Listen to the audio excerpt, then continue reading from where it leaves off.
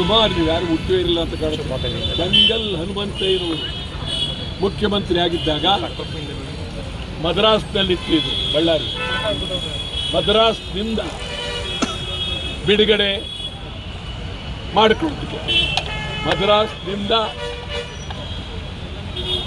ಮಾಡಿಕೊಳ್ಳೋದಕ್ಕೆ ಭಾಳ ಹೋರಾಟ ಮಾಡಿ ಬಳ್ಳಾರಿಯನ್ನು ಸೇರಿದ್ರು.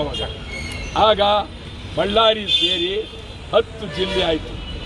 ಮೊದಲೇ ಕರ್ನಾಟಕ ಏಕೀಕರಣ ಅಂತ ಬಳ್ಳಾರಿ ನಮ್ಗೆ ಸೇರಿತು. ಈಗ ಬಳ್ಳಾರಿಯಲ್ಲಿ ಅಲ್ಲಿ ವಿಜಯನಗರ ಸಾಮ್ರಾಜ್ಯ, ವಿರೂಪಾಕ್ಷ ದೇವಸ್ಥಾನ ಏನು ಅದ್ಭುತವಾಗಿತ್ತು. ಎಲ್ಲ ಅಲ್ಲಿ ಈ ಖನಿಜ ಕಳ್ಳರುಗಳು, MLAಗಳು, ex-MLAಗಳು ಎಲ್ಲರೂ ಲೂಟಿ, ಒಂದಲ್ಲ ಎರಡಲ್ಲ.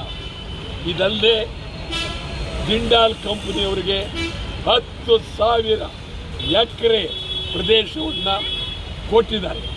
ಇದೆಲ್ಲ ನೋಡಿ ಸಂಪೂರ್ಣ ಹಾಳಾಗಿದೆ. ಇವತ್ತು ನೀವು ಹೇಳೋದಾದರೆ ಗುಂಡಿನ ರಾಜಕೀಯ, ಗೋಲಿಬಾರ್ ರಾಜಕೀಯ, ಇದು ಕರ್ನಾಟಕದಲ್ಲಿ ಕೆಟ್ಟ ಚಿಂತನೆ. ಒಳ್ಳೆಯದಲ್ಲ, ಇದು ಒಳ್ಳೆಯದಲ್ಲ. ಯಾರಿಗೆ ಕಾರಣಕರ್ತರು ಯಾರು? ಇದರಿಂದ ಯಾರಿದ್ದಾರೆ? ಗಡಿ ಪಾರು ಮಾಡಬೇಕು, ಎಲ್ಲರದ್ದು ಇಟ್ಕೊಳ್ಳೋಕೆ ಕೂಡ್ದು. ಬಳ್ಳಾರಿ ಉಳಿಬೇಕಾ?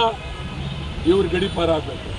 ಗಡಿ ಪಾರು ಅವ್ರು ಯಾರು ಆಗಿರಲಿ, ಕಾಂಗ್ರೆಸ್ ಆಗಿರಲಿ, BJP ಆಗಿರಲಿ, ಗಡಿ ಪಾರು ಮಾಡಬೇಕು. BJPಯವರು ಪಾದಯಾತ್ರೆ ಮಾಡ್ತಾ ಇದ್ದಾರೆ. ಯಾಕೆ? ನಿಮ್ಗೇನು ಬೇರೆ ಕೆಲಸ ಇಲ್ವಾ? ನಾಟಕ ಆಡ್ತಾ ಇದ್ದೀರ ನೀವು ಮಾಡಿರೋ ಪಾಪದ ಕೆಲಸ ಹೊಸಿನಾ? ನಿಮ್ಮ ಸರ್ಕಾರದ ಮೇಲೆ